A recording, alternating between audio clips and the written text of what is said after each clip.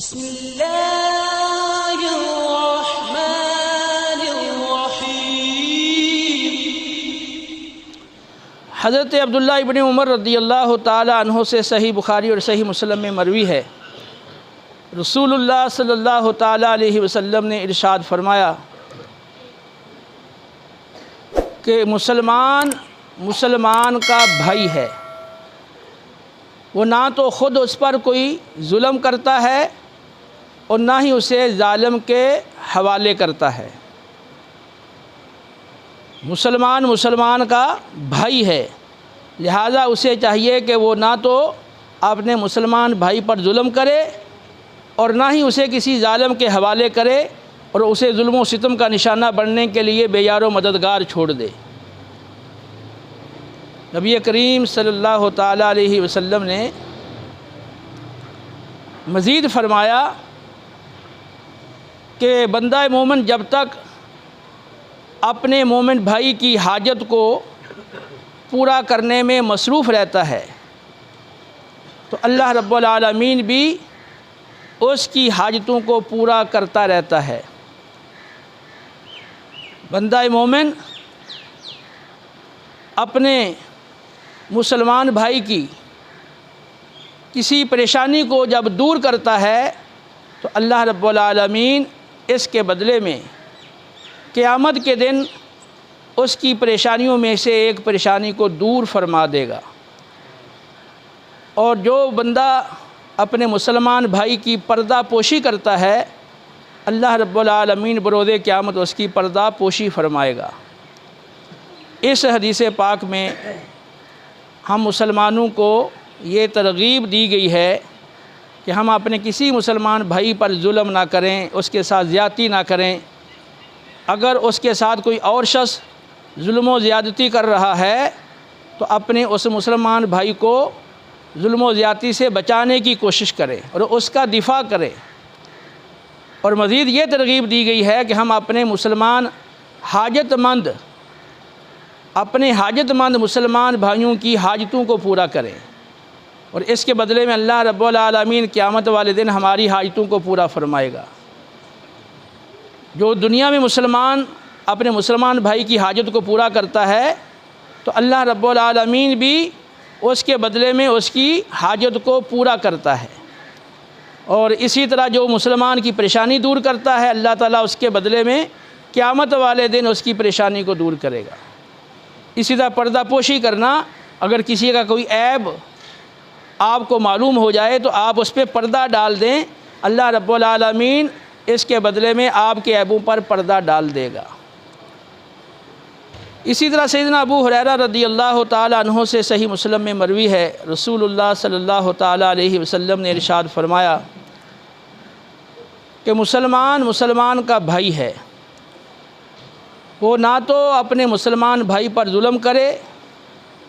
اور نہ ہی اسے بے یار و مددگار چھوڑے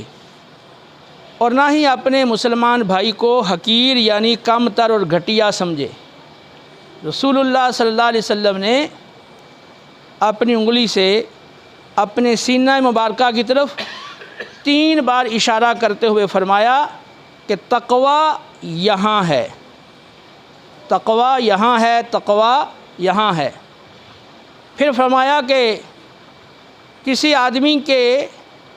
برا ہونے کے لیے اتنا ہی کافی ہے کہ وہ اپنے مسلمان بھائی کو حقیر سمجھے، گھٹیا سمجھے۔ اس حدیث پاک میں رسول اللہ صلی اللہ علیہ وسلم نے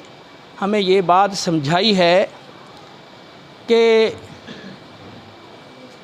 عزت کا معیار اور اعلیٰ ہونے کا، اچھا ہونے کا معیار وہ تو تقوی ہے۔ ان اکرمکم عند اللہ اتقاکم، بے شک تم میں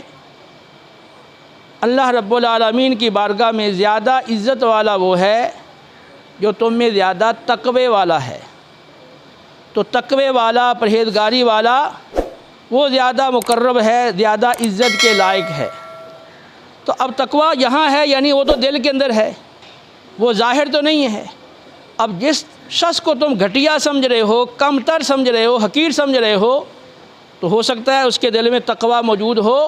اور اس تقوی کی وجہ سے اللہ کی بارگاہ میں مقرب ہو، محبوب ہو، معزز ہو، وہ عزت والا ہو، تو اب وہ مقرب، معزز، عزت والا تم اس کو حقیر سمجھ رہے ہو۔ تو نبی کریم علیہ الصلاۃ والسلام نے ہمیں یہ بات سمجھائی ہے کہ یہ جاہ و منصب اور یہ مال و دولت اور یہ اقتدار، یہ در حقیقت عزت کا سبب نہیں ہیں، عزت کا معیار یہ چیزیں نہیں ہیں۔ عزت کا معیار وہ تقوی ہے، پرہیزگاری ہے۔ لہذا تم ظاہری مالی حالت دیکھ کر، یا اس کے پاس کوئی عہدہ نہیں ہے، اس کے پاس اقتدار نہیں، اس کے پاس مال نہیں، اس اعتبار سے تم کسی کو گھٹیا سمجھو یا حقیر سمجھو، تو اس سے باز رہو، کیونکہ عزت کا معیار اور اعلیٰ ہونے کا معیار، معزز ہونے کا معیار وہ اللہ کے ہاں تقوی ہے۔ تو جب اللہ رب العالمین کے ہاں یہ معیار تقوی ہے، تو ہر مسلمان کے نزدیک بھی، ہر مومن کے نزدیک بھی عزت کا معیار وہ تقوی ہی ہونا چاہیے۔ حضرت عبداللہ بن جریر بجلی رضی اللہ تعالیٰ عنہ،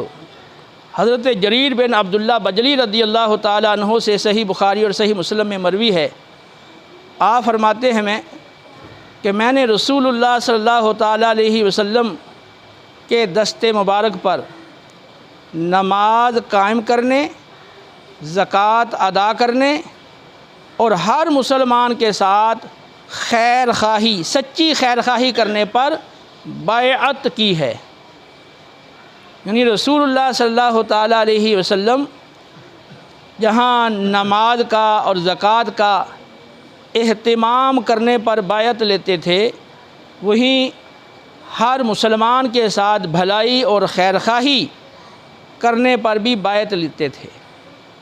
تو اس حدیث پاک کا تقاضا ہے کہ ہر مسلمان بھائی کے ساتھ سچی خیر خواہی کا رویہ اختیار کیا جائے، ہر مسلمان کی سچی بھلائی چاہی جائے، ہر مسلمان کا فائدہ سوچا جائے۔ بلکہ بخاری کی ایک حدیث میں ہے کہ الدین والنصیحہ، دین تو ہے ہی خیر خواہی کا نام، تو دین خیر خواہی کا نام ہے، لہذا مسلمان کو چاہیے کہ اپنے ہر مسلمان کے ساتھ، اپنے ہر مسلمان بھائی کے ساتھ خیر خواہی کا رویہ اختیار کرے اور اس کے لیے اچھا سوچے۔